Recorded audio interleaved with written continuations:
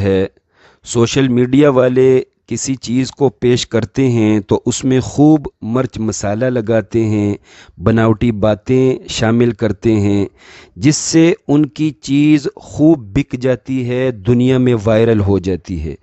اس کی واضح مثال ارطغرل ڈرامہ ہے۔ اگر آپ اسلامی کتب میں، اسلامی تاریخ میں قبیلہ کائی کے حالات دیکھیں تو وہ 5 ورقوں پر مشتمل ہے، لیکن سوشل میڈیا والوں نے اس 5 ورقے تاریخی باتوں کو ہزاروں بلکہ لاکھوں صفحوں پر پھیلا دیا ہے، اور دنیا اس پر ٹوٹی ہوئی ہے، دنیا میں وہ چیز خوب دیکھی جا رہی ہے۔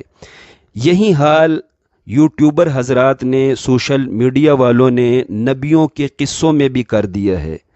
نبیوں کے قصوں میں مرچ مسالے لگائے گئے ہیں، بناوٹی باتیں شامل کی گئی ہیں۔ اللہ کے کرم سے میں آپ کے سامنے حضرت آدم کا قصہ بیان کرنے لگا ہوں، جو قرآن و سنت اور مستند اسلامی تاریخی کتب کی روشنی میں بیان کروں گا۔ حضرت آدم کا قصہ قرآن پاک میں مختلف 7 جگہوں پر بیان کیا گیا ہے۔ قرآن پاک نے قصوں میں سب سے پہلا قصہ حضرت آدم کا بیان کیا ہے۔ جب فرشتوں کی جانب سے یہ التجا ہوئی کہ آسمانی خلافت کی طرح کاش زمینی خلافت بھی ہم فرشتوں کو مل جائے، اس کا جواب پہلے پارے کے 4 رکوع میں دیا گیا۔ مفہوم ہے، فرشتوں نے عرض کی، اے ہمارے رب عز و جل، زمینی خلافت کاش ہمیں مل جائے۔ زمین کو ظاہراً و اخلاقاً آباد و مزین کرنے کی نمائندگی انسان کو کیوں دی جا رہی ہے؟ ہم بھی تو تیری فرما بردار مخلوق ہیں۔ اللہ پاک نے جواباً ارشاد فرمایا، زمینی خلافت چلانے کی مکمل صلاحیت صرف انسان میں ہے، اسی لیے زمین کو ظاہراً و اخلاقاً مزین کرنے کی عظیم ذمہ داری نسل در نسل صرف انسان کے پاس رہے گی۔ یعنی سب سے زیادہ علم و استدلال کی صلاحیت انسان کو دی گئی ہے۔ انسان ایک شے کو جان لینے کے بعد اس شے کے دیگر احوال کو خود بخود استدلال سے جان لیتا ہے۔ بادل کے جاننے سے بارش کو جان لیتا ہے، بلند دھوئیں سے اس کے نیچے آگ کو جان لیتا ہے۔ علم والا انسان ہی اپنی غلطیوں سے سیکھتا ہے اور پھر ترقی کی راہ چڑھتا ہے۔ قرآنی تفسیروں میں لکھا ہے، حضرت آدم سے جب خطا ہو گئی، گندم کا دانہ کھا لیا تو اپنی خطا پر بہت زیادہ شرمسار ہوئے، بہت زیادہ روئے۔ حضرت آدم کی کثرت گریہ زاری اللہ پاک کو اتنی پسند آئی کہ اللہ پاک نے حضرت آدم کو نبوت کے لیے چن لیا اور اپنا پہلا نبی بنا دیا۔ عزیزان محترم، اس قصے کا ایک اہم حصہ ہے کہ حضرت آدم و حوا جنت سے کیوں نکلے۔ 8ویں پارے کے 8ویں رکوع کا مفہوم ہے، اللہ پاک نے آدم و حوا دونوں کو حکم دیا تھا کہ اس فلاں درخت کے قریب نہیں جانا، ورنہ اپنے ساتھ زیادتی کرنے والے ہو جاؤ گے، مشقت میں پڑ جاؤ گے۔ پھر کچھ مدت بعد شیطان نے حضرت آدم و حوا کو وسوسہ دلایا اس فلاں درخت کو کھانے کے بارے میں، تو دونوں نے وہ درخت چکھ لیا۔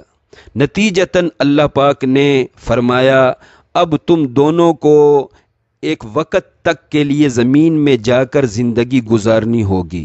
ساتھ ہی فرمایا، فیہا تحیون و فیہا تموتون و منہا تخرجون۔ اب اسی زمین میں تم جیو گے اور اسی میں مرو گے، اور بروز قیامت اسی زمین سے تمہیں اٹھایا جائے گا۔ تاریخ طبری میں لکھا ہے، جنت سے زمین پر اتر جانے کے بعد حضرت آدم علیہ السلام کو ہندوستان کے ایک پہاڑ پر اتارا گیا، وہ پہاڑ آج کل سری لنکا میں شامل ہے، جبکہ حضرت حوا کو سعودی عرب کے ایک علاقے میں اتارا گیا جو جدہ سے مشہور ہے۔ جدہ تن کا معنی ہوتا ہے دادی، تو چونکہ اماں حوا اس علاقے میں اتری، اس لیے اس مناسبت سے وہ علاقہ جدہ کے نام سے مشہور ہو گیا۔ پھر یہ میاں بیوی اس جگہ پر عرفات پر جو ہے ان کی ملاقات ہوتی ہے۔ سعودی عرب کا ایک علاقہ ہے، مکہ کا ایک علاقہ ہے عرفات، ادھر ملاقات ہوتی ہے۔ 1000 سال وہاں تقریباً گزارتے ہیں۔ حضرت اماں حوا 21 دفعہ اپنے خاوند سے حاملہ ہوتی ہے۔ ہر حمل میں ایک بچہ اور ایک بچی پیدا ہوتی ہے، البتہ جو آخری حمل ہے 21واں، اس میں اکیلے حضرت شیس علیہ السلام پیدا ہوتے ہیں۔ تاریخ طبری میں لکھا ہے یوں حضرت آدم کے 41 بچے پیدا ہوئے۔ عزیزان محترم، کائنات کا پہلا ہیرو حضرت آدم ہے اور پہلا ولن ابلیس ہے۔ 8ویں پارے کے 8ویں رکوع کا مفہوم ہے حضرت آدم کے مد مقابل ابلیس نے ولن کا کردار ادا کیا۔ اللہ پاک نے ابلیس کو آرڈر دیا کہ وہ آدم کو سجدہ کرے، تو ابلیس نے حضرت آدم کو سجدہ کرنے سے انکار کر دیا اور اپنی اس متکبرانہ روش پر ڈٹ گیا۔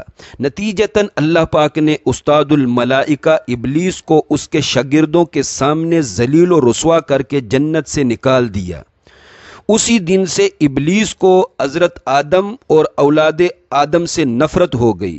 شاگردوں کے سامنے اپنی ذلت رسوائی دیکھ کر آج تک وہ غصے میں ہے، اپنی بے عزتی کا بدلہ لینے کے لیے پوری انسانیت کا دشمن بن گیا ہے، انسانوں سے گناہ کرنے پر ڈٹا ہوا ہے، انسانوں کو گناہ پر اکساتا ہے۔